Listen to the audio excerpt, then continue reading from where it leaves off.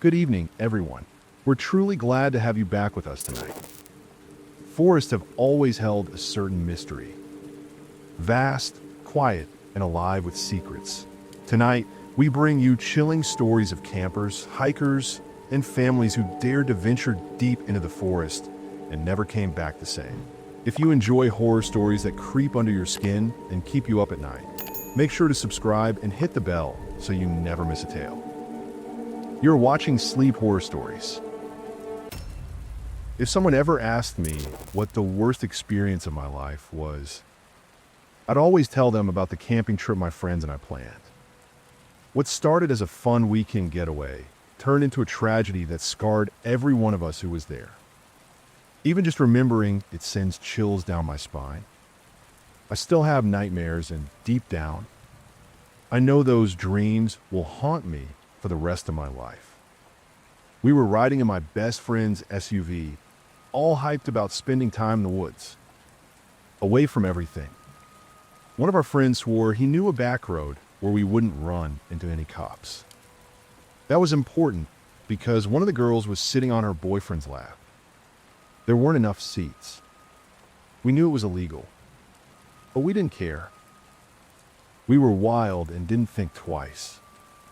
Once we arrived, we parked behind a big oak tree and walked a few minutes into the forest. There was this beautiful lake waiting for us. We started drinking, sharing stories from college, laughing like it was going to be the best trip of our lives. But that was when everything changed. One of our friends had gone off alone to swim the lake, while the rest of us were either lying around, chatting, or prepping lunch. We got caught up in a moment and didn't notice until I realized he wasn't there anymore. I looked around the lake. He was gone. I called out, and everyone else joined me by the edge, yelling his name, hoping he'd answer. But there was no sign of him. One of the girls tried to stay calm and said maybe he'd gone off to pee somewhere. But I didn't buy it. A few minutes later, his body floated up in the middle of the lake, face down, lifeless. No one dared go in at first. He was a good swimmer. Something must have happened. Maybe an animal. Maybe he got stuck on something. 3 of us swam out to get him, pulled him back to shore, tried everything we could to revive him. But it was too late. We sat there, crying, staring at his body. He didn't deserve that ending. Time flew by, and before we realized it, it was nightfall. It was pitch black, and we couldn't make it back to the car with his body through the woods. Too risky. We might run into wild animals or get lost. So we had no choice. We had to spend the night there, next to the lake. The atmosphere turned heavy. We started blaming each other. Why didn't someone stay with him? Why didn't someone hear him if he yelled for help? One girl said she didn't want to get wet. Now she regretted it. But deep down, we all knew it was just a horrible accident. Later, no one spoke. We lay down in silence, each one alone with their thoughts. Lucia, the girl who'd just started getting close to him, cried the whole night.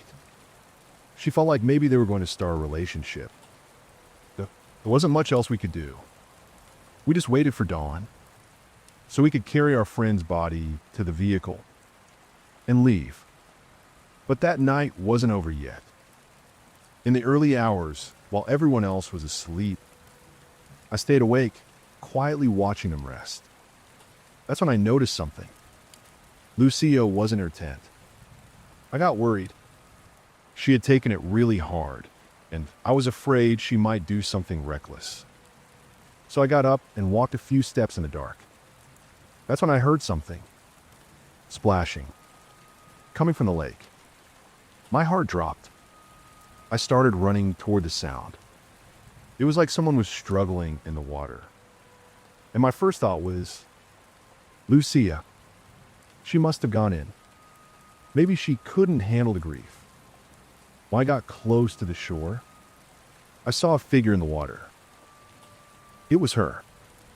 Without thinking, I jumped in. I wasn't about to lose someone else. I could hear her crying. But as I got closer, she vanished. Just gone. No one was there. I spun around in the water, looking for any sign of her. But it was completely still. Confused and freaked out, I started heading back to shore. That's when I heard screaming. But not from the lake. From the woods. I looked up, and there was Lucia running toward me, furious. "What the hell are you doing in the water?" she shouted. "Is this some kind of sick joke?" I was stunned. I told her I thought I saw her drowning. And that's why I jumped in. But she looked at me, confused and angry. She said she never went near the lake. She'd just gotten up to use the bathroom and wanted some time alone to process things. So who? Or what? Did I see in the water? We turned to walk back toward the others when we both heard it. The sound of a man crying, yelling in pain, coming from the middle of the lake. It was our friend's voice, the one who had drowned. That's when we understood. Something was very wrong. We ran back to the others and told them what had happened. At first, they looked at us like we were insane. But the panic in our voices, the look in our eyes, they believed us. We decided to leave immediately. As soon as the first light touched the sky, we picked up his body and left everything else behind to get out of there faster. We gave him a proper goodbye, surrounded by family and friends. Weeks later, the same group went back to that lake. We placed a cross by the shore, said a few words, and promised him he could rest in peace. Every year on the anniversary, we return to that place to honor him. And though we still carry the memory, we've never heard his cries again. That was my story. My name is Mark, and I want to share with you a terrifying experience my wife and I had in a national forest here in the U.S. Honestly, I never imagined something like that could happen, especially on what had been one of the best days we'd ever had together. I can't tell you for sure what started it, or what exactly we witnessed. But what I do know is, we made it out alive. Not unharmed, but alive. And that's what matters. My wife, Rebecca, and I were in the U.S. for our anniversary. She had this idea to go hiking in a national park. I'm not going to say which one. I don't want to give the place a bad rep. Because honestly, it was beautiful. Maybe we made some dumb choices. You'll understand why in a moment. We were with a group, and like us, they were a little nervous about getting lost. Rebecca kept begging me to explore a little off-trail, to go somewhere the others weren't going. Eventually, I agreed. One of the tourists was acting as an unofficial guide, telling stories about the trees and bridges and all that.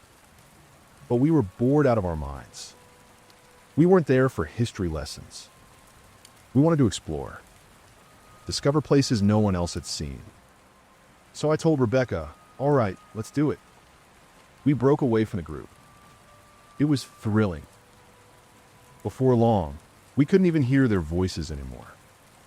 Just the two of us, hiking through untouched woods. Then we heard footsteps, leaves crunching nearby. We turned, and there she was, a woman in a forest ranger's uniform. She said she worked in the park, making sure hikers didn't get lost. Rebecca and I laughed. We thought it was a bear or something. But she was polite, offered to guide us a little further into the woods. And we accepted. At first, she was great. Funny, full of weird stories about the forest. But then she got stuck on this one tale that really unsettled me. She talked about a serial killer, someone who used to live in those woods decades ago. Supposedly, he'd hidden dozens of bodies deep in the forest. far from any marked trail. When they found the spot, it was filled with bones and trash. But the worst part? He'd been eating his victims. Cannibalism. We didn't know if it was true, but it definitely kept us listening. Eventually, we reached an old, broken-down cabin. It wasn't the first abandoned structure we'd seen out in the wild. But after that story, it gave off a completely different vibe. Something was off. Rebecca grabbed my arm tightly. She wanted to leave, and I did too. But the guide told us not to worry. It all happened decades ago. We hesitated. But again, our sense of adventure got the better of us. So we stepped inside. Immediately, the air changed. It was like the forest had gone completely quiet. No birds, no wind. Just this crushing silence. The guide kept pushing us to explore each room. That's when we heard it. Screaming. Coming from outside. Not just one voice. It sounded like dozens of people. Crying, yelling like they were being tortured. Rebecca and I were ready to bolt. But the guide stood in front of us and said firmly, "Stay inside. You don't know what's out there." But Rebecca looked at me, and with this calm intensity, she whispered, "Trust me, run." I didn't ask questions. I grabbed her hand, and we bolted. The woman yelled at us not to leave, to wait. But we didn't stop. Outside, everything was silent again. We looked at each other, terrified and confused.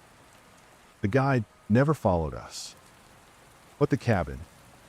We heard banging coming from inside. Something was hitting the door hard. We ran. But Rebecca twisted her ankle on a rock. I tried to help her up, desperate to get back to the main trail. Somehow we made it. The rest of the group helped us out of the woods. Carried Rebecca all the way to the ranger station. When I told the ranger what happened, he looked confused. He said no one else was working that day. He was the only one assigned to that section. There were no female guides. Who or what did we follow into that cabin? To this day, we have no answer.